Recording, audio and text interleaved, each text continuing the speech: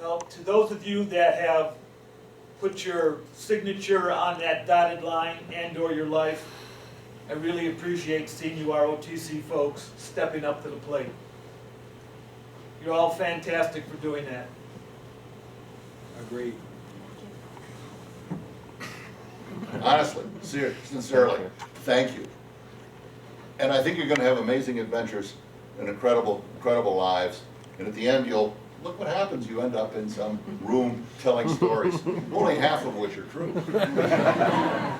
And it's also, it's a very good retirement. You beat the heck out of these Chrysler guys and everything else.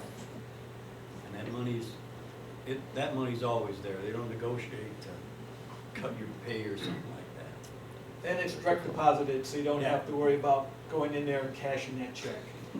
And you go to VA. That's it. And you can take, my wife and everybody's covered. I have no out-of-pocket whatsoever. You know, the VA is the best medical system in the world. 9 million patients, more medical data on one single electronic database that was pioneered here in Ann Arbor. The finest collection of medical records and therefore understood disease patterns, outcomes, medications that work, medications that don't work.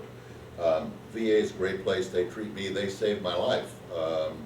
Actually, Skip saved my life because he dragged my butt into the VA, and they found something that my doc had missed that was going to kill me, and they fixed it. So, you know, 4-year service for the VA, great thing. I got a question for you. I'm allergic to mosquitoes. What did you do with the soldier who was drafted? Did they just never go to Vietnam? Were they always drafted but still kept stateside when you've got something Yeah. like that? I had my cousin drafted, wound up in Okinawa. Good buddy I went to high school with, drafted, he wound up in Germany. Just like the gentleman mentioned back there, when I got drafted, I put down I want to go to Japan, Germany, and work at Fort Wayne in Detroit. They didn't give me any of my choices. I enlisted, and I wrote in my enlistment papers something that was true. I spoke and wrote fluent German. I thought, I'm going to Germany. I went to Vietnam. My mistake was I should have put in, I wrote and spoke fluent Vietnamese, because then by God I would have been in Germany. No, there was an understanding of allergies. I'm allergic to bee stings. And so you can have a medical profile, and these typically say you can only be sent into duty where it's safe, and it's up to you to determine if the threat is present, and you can refuse the service.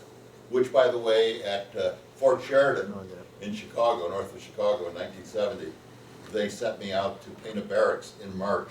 It was snowing sideways, and I said, I cannot paint these barracks. No, I'm giving you an order to paint the barracks. I'm allergic to bees. Bees, it's snowing sideways. Read the medical profile. I say whether or not there's bees. So I was a senior correspondent for the newspaper there, putting out 13 statewide circulation paper, but they could not send me into duty where there were bees. And if I saw a bee, I saw more bees if I had been drinking. I couldn't go there. The ROTC folks have to go. So Yes. Oh, so just be aware there's more stuff this week. We're having a student panel tonight. Tomorrow we have, I think the War on Terror thing is tomorrow. The Gulf War, The Gulf is at War 10 one's in the morning, tomorrow. Gulf War, Cold War, and Yep. War on Terror Terror's is in at the 2. afternoon. Wednesday we also have the dog presentation, so we're going to do some stuff about service dogs.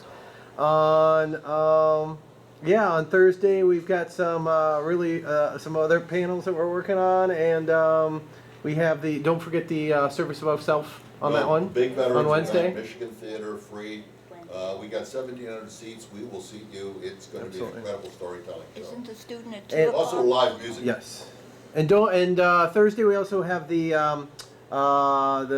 person who finds missing folks and returns them home. So it's if you're into anthropology, science, or just concerned about folks bringing people who have served their country and who have paid the ultimate sacrifice and returning their remains home to their loved ones.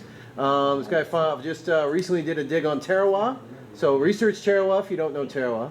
And he's returned like a Medal of Honor winner home last year. So it's a really interesting thing. So thank you all again very much. And they're up here for questions. So thanks for being gentlemen very much.